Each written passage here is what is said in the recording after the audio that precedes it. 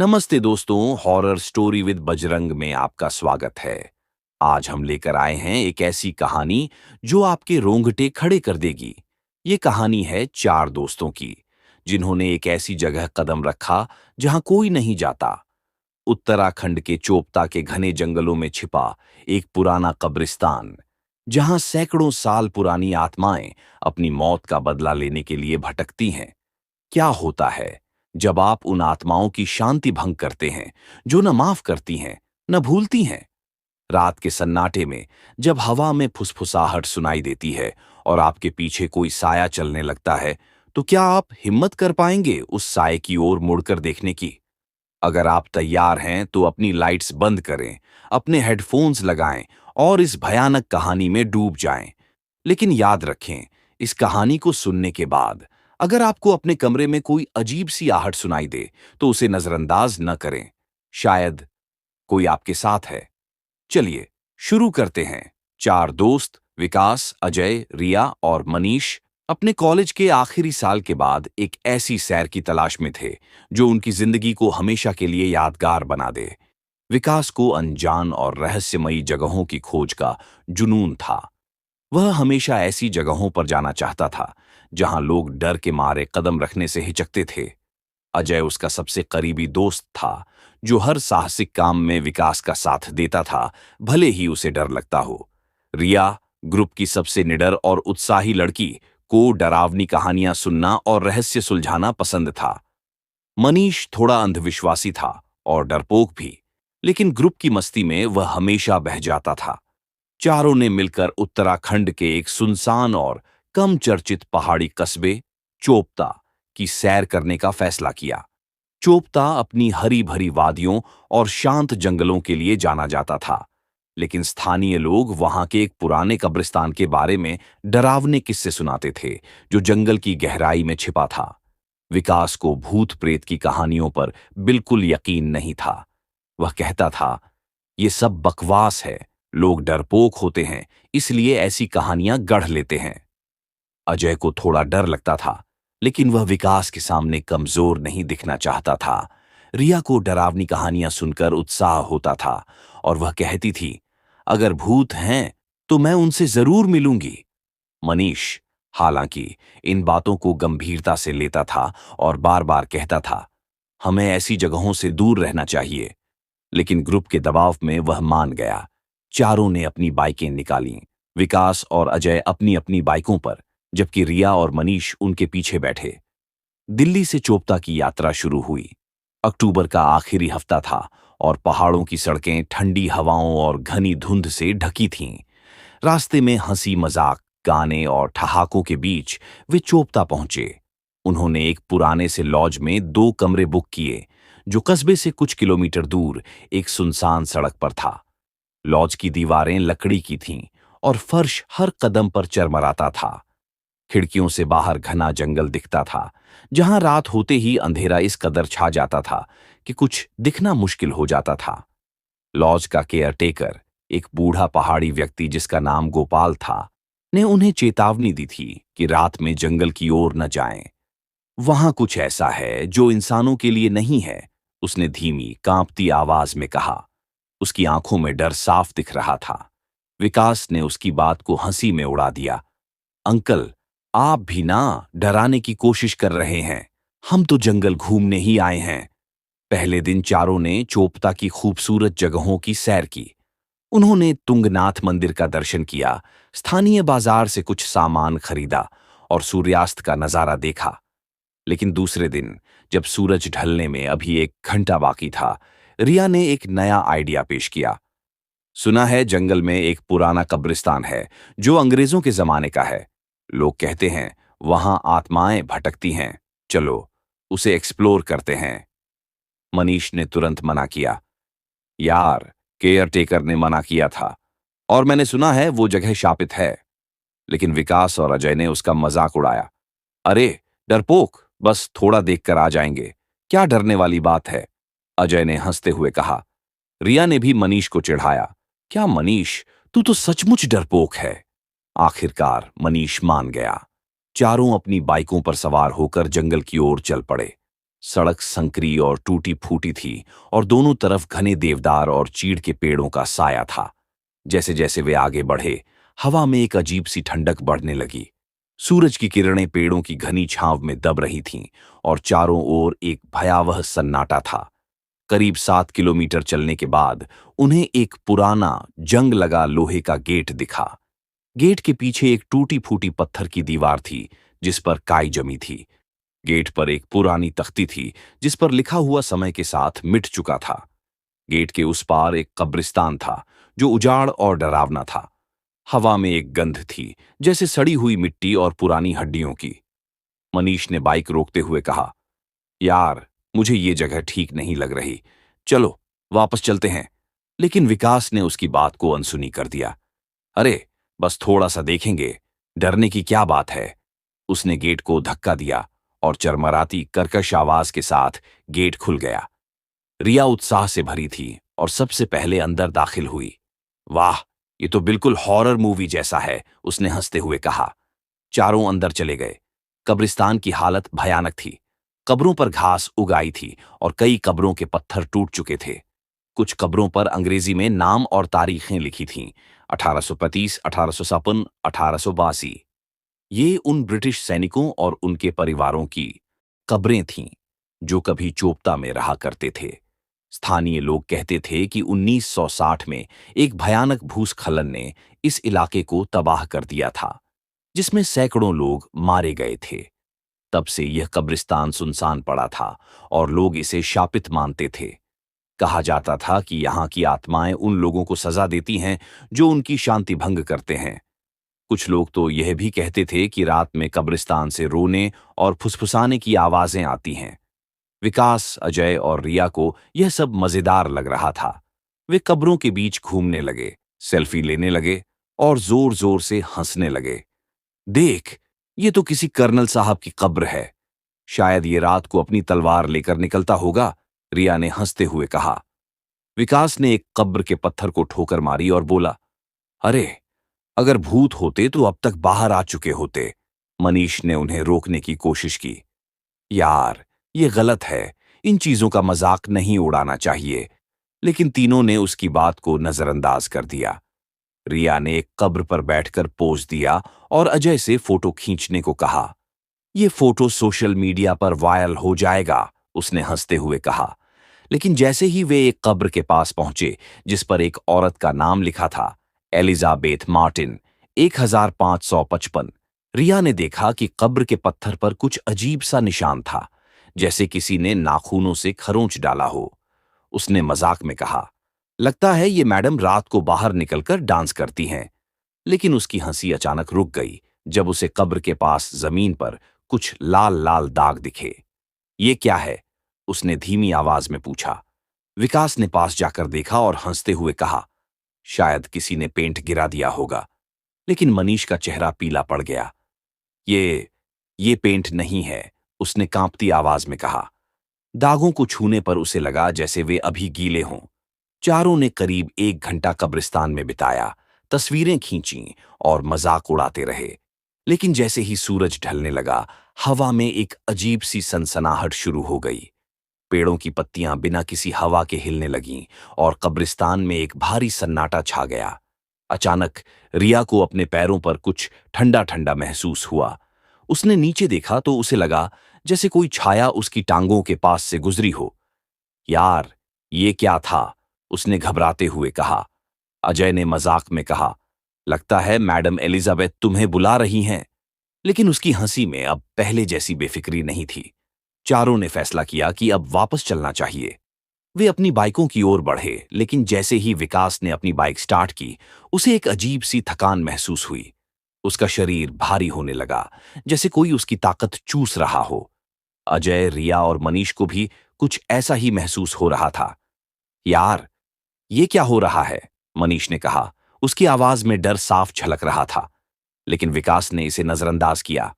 कुछ नहीं, बस थक गए होंगे। चलो, लॉज चलते हैं। वे बाइक पर सवार हुए और लॉज की ओर बढ़े। लेकिन रास्ते में कुछ अजीब होने लगा। सड़क, जो पहले सीधी और साफ थी, अब टेढ़ी मेढ़ी और धुंधली लग रही थी। रिया को ऐसा लग रहा था जैसे कोई उसके पीछे बैठा हो, लेकिन जब उसने पीछे देखा तो वहां कोई नहीं था। उनके शरीर में दर्द बढ़ता जा रहा था और सिर में चक्कर आने लगे। किसी तरह वे लॉज पहुंचे। कमरे में घुसते ही चारों बिस्तर पर गिर पड़े। विकास का माथा इतना गर्म था कि उसे लगा जैसे कोई जलती हुई चीज उसके सिर पर रख दी गई हो। अजय, रिया और मनीष की हालत भी कुछ ऐसी ही थी। रात गहराने लगी। कमरे में एक अजीब सी ठंडक थी, हालांकि खिड़कियां बंद थीं। रिया को लगा जैसे कोई उसे देख रहा हो। उसने आंखें खोलीं, लेकिन कमरे में सिर्फ अंधेरा था। तभी उसे शीशे में कुछ दिखा, एक काला साया जो धीरे धीरे उसकी ओर बढ़ रहा था। साये का चेहरा धुंधला था, लेकिन उसकी आंखें लाल थीं, जैसे जलती हुई कोयले की तरह। रिया ने डर से आंखें बंद कर लीं, लेकिन उसे लगा जैसे कोई उसके गले को दबा रहा हो। उसकी सांसें भारी होने लगीं और वह चिल्लाना चाहती थी, लेकिन आवाज नहीं निकली। उसी पल मनीष ने चीखकर सबको जगा दिया। यार, कुछ ठीक नहीं है। चारों की हालत खराब थी। अजय का चेहरा पीला पड़ चुका था और वह बार बार कह रहा था, मुझे लग रहा है कोई हमारे साथ है। रिया ने कांपते हाथों से शीशे की ओर इशारा किया। वहां देख।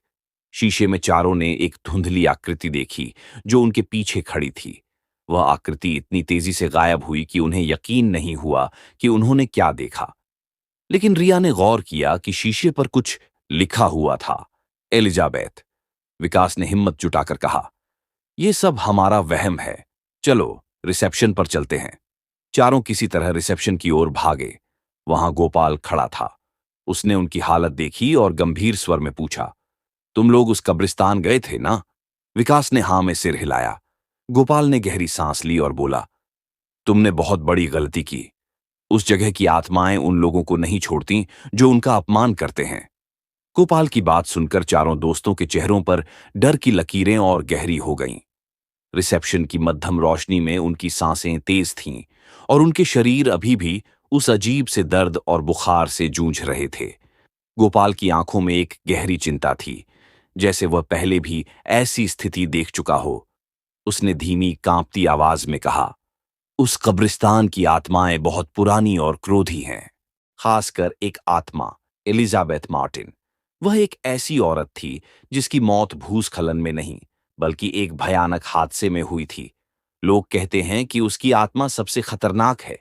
तुमने उसकी कब्र का अपमान किया है और अब वह तुम्हें सजा देना चाहती है। लेकिन अभी भी कुछ किया जा सकता है। मेरे साथ आओ। रिया का दिल जोर से धड़कने लगा। एलिजाबेथ, वो नाम शीशे पर लिखा था, उसने कांपते स्वर में कहा।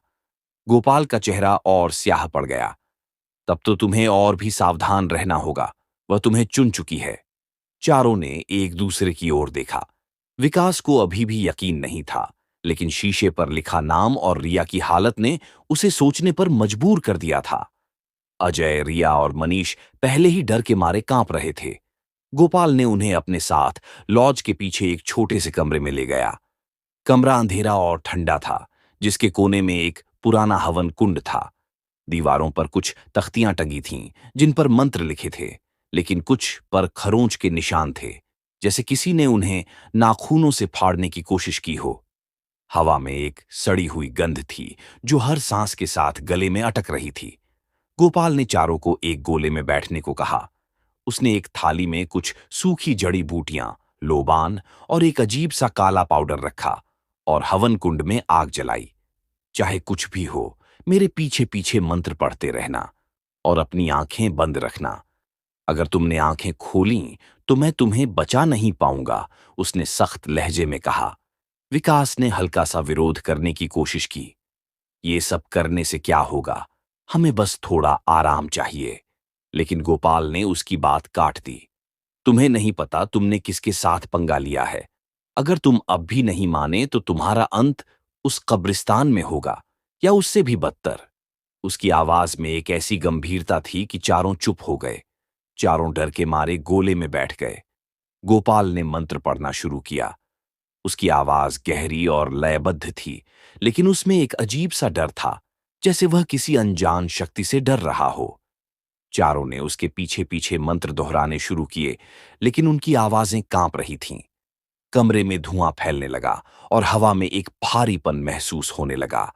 रिया को लगा जैसे कोई उसके कंधे पर नाखून गड़ा रहा हो। उसने आंखें बंद रखीं, लेकिन उसे अपने चारों ओर किसी की मौजूदगी का एहसास हो रहा था।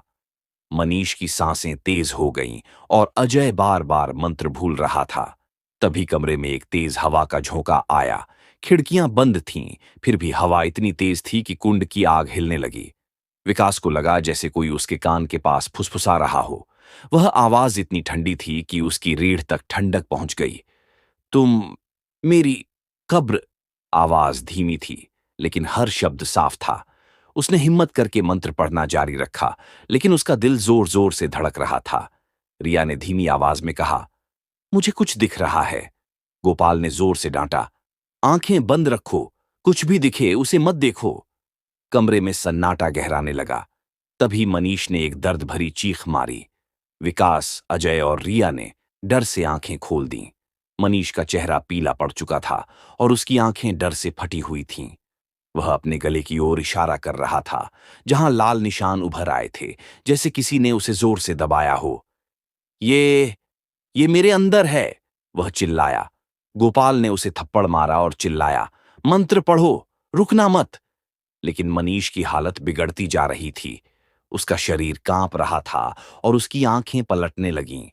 रिया ने देखा कि मनीष की छाती पर एक काला धब्बा उभर रहा था, जो धीरे धीरे फैल रहा था।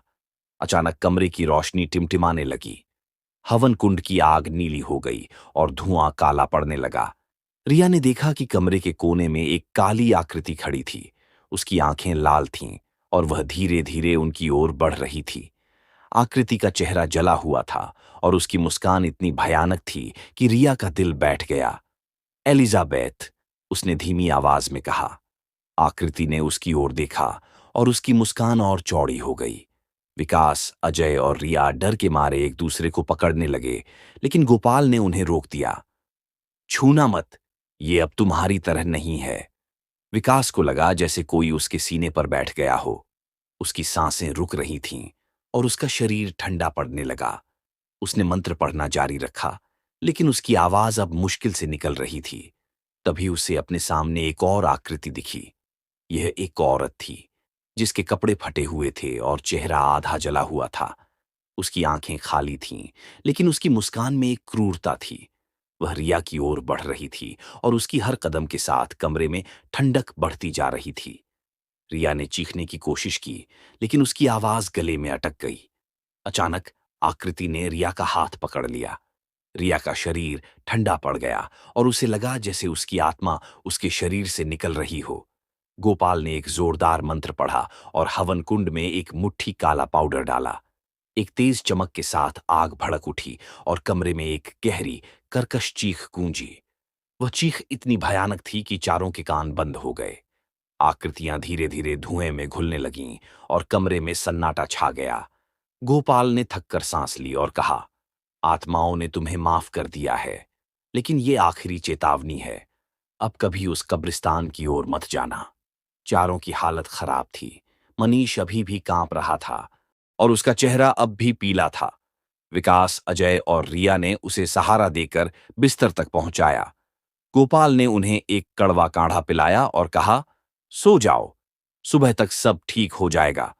चारों ने जैसे तैसे रात काटी, लेकिन नींद किसी को नहीं आई। हर छोटी सी आहट पर उनकी आंखें खुल जाती थीं। रिया को बार बार लग रहा था कि कोई उसके बिस्तर के पास खड़ा है और उसका हाथ अभी भी ठंडा था, जहां आकृति ने उसे पकड़ा था।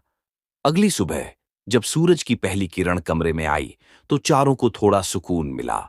उनका बुखार, दर्द और चक्कर सब गायब थे। उन्हें लगा जैसे रात का सब कुछ एक बुरा सपना था, लेकिन उनके दिमाग में वह काला साया, वह जली हुई औरत और वह भयानक चीख हमेशा के लिए बस गई थी।